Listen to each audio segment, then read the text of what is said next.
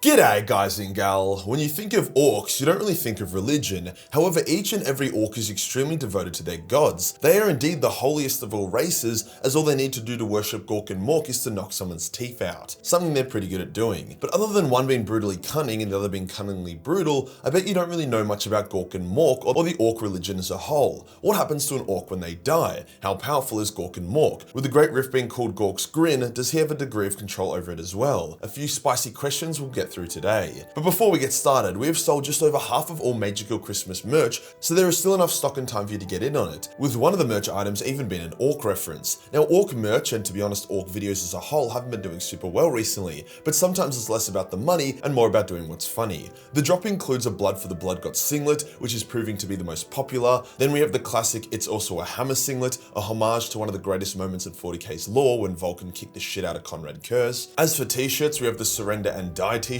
to intimidate your enemy, as well as the aforementioned Get Good Orc t-shirt. This drop also features an extremely heavy warm metal inspired hoodie, which I can't really wear right now as we go into Aussie summer because it's so warm, but would be amazing for the rest of you in the Northern Hemisphere. This hoodie is partnered up with an equally warm pair of track pants, or sweatpants, or whatever you want to call them, with the classic G'day Fuckheads line stitched up the sides. I've been wanting to make these pants for years, but the minimum order requirement was too high, but I finally just decided to say stuff it and take the likely L to get them made. As for some Christmas deals, you can get the entire merch drop for 20% off, or just the hoodie and sweatpant combo for $15 off. We also have a new improved Fuckhead Santa hat that comes free if you order the entire merch drop, or you can just get it by itself. Not to mention, we still have some leftover stock from a couple of the previous drops. These legacy items are 20% off, so you can also see if there is something there you like. Merch is a great way to support the channel whilst also giving yourself something tangible for yourself. I can proudly say the quality is unreal and the cut of the t-shirts and singlets is awesome. I literally have people asking if they can get extra unbranded copies because they love the material and cut so much. Link is below, less than half the stock remaining. Today we'll go over Gork, Mork, and pretty much the entire orc religion. Let's get into it.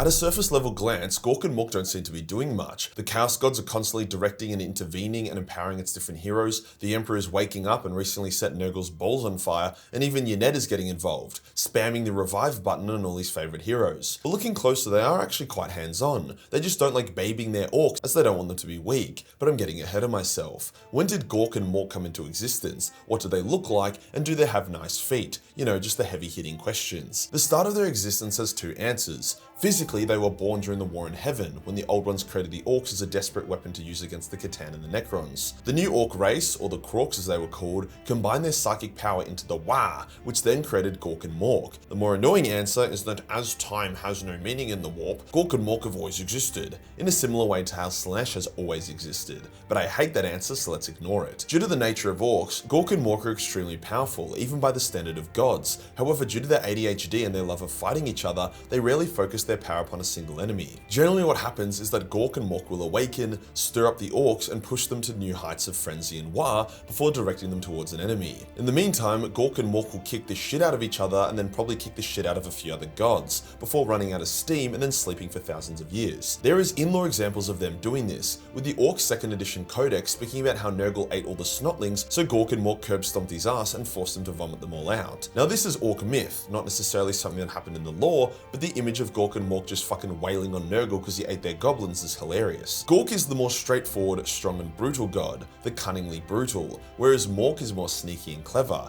the brutally cunning.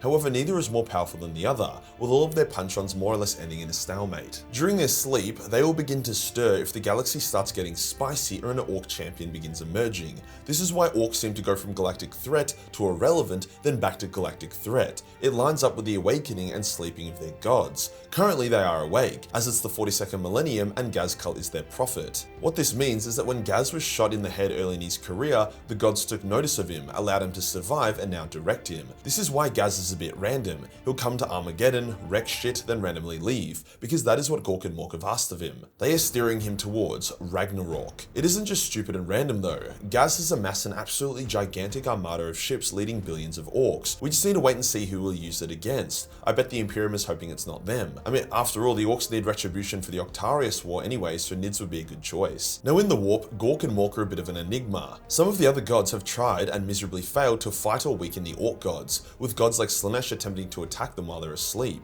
Even dormant they are mighty, with Slaanesh once attacking Gork with a tendril while he slept, only for him to swatter away like a fly before continuing his rest. Sometimes the fights between Gork and Mork are so hectic that they will spill into other parts of the warp. Like imagine your Khorne sitting on your skull throne, you hear this distant bang getting closer and closer, and then suddenly two gigantic naked Ork maniacs burst into your brass citadel punching the shit out of each other, crushing your demonic legions, before bursting out the other side and then continuing on. That is literally Gork and Mork, and there's nothing anyone can do about it. In my video describing which god was the most powerful, I had Gork and Mork at the top because they can do whatever the fuck they want and no one can stop them. The only thing stopping them is themselves because they get too busy or distracted. Now Gork and Mork live somewhere called the Great Green, the section of the warp controlled by the Ork gods, further adding credit to the argument that the Chaos gods don't control the warp and they need to settle the fuck down about trying to claim everything in it. The Great Green is where the gods sleep and reside. However, as stated, when awake they love rampaging around. It's also said that the Great Green is where Ork souls go when they die, at which point they are reincarnated and reborn to fight once again.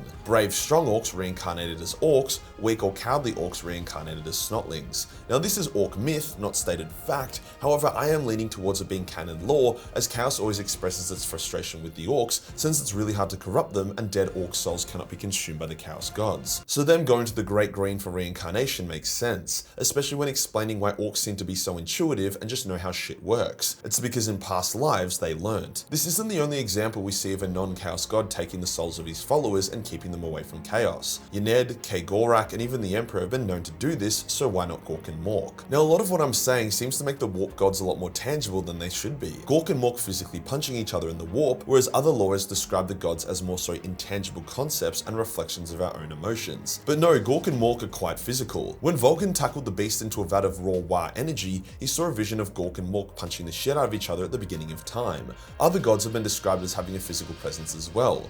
This is a canon artwork of Khorne. Nurgle and his cauldron have been described as physical. Slaanesh was literally chained up in Age of Sigmar, which while is a different setting, shares a lot of the same themes and gods. Even Tzeentch has been given a physical form in certain scenes. So Gork and Mork punching each other isn't super far-fetched or some kind of metaphor. What is their end goal? Through their profit, Gork and Mork want to conquer the galaxy and bring the Great Green into the physical universe, a paradise where Orks can non-stop fight each other and constantly reincarnate. However, they don't really want this to happen in all honesty, as they love the state of the galaxy and its diverse choice of enemy.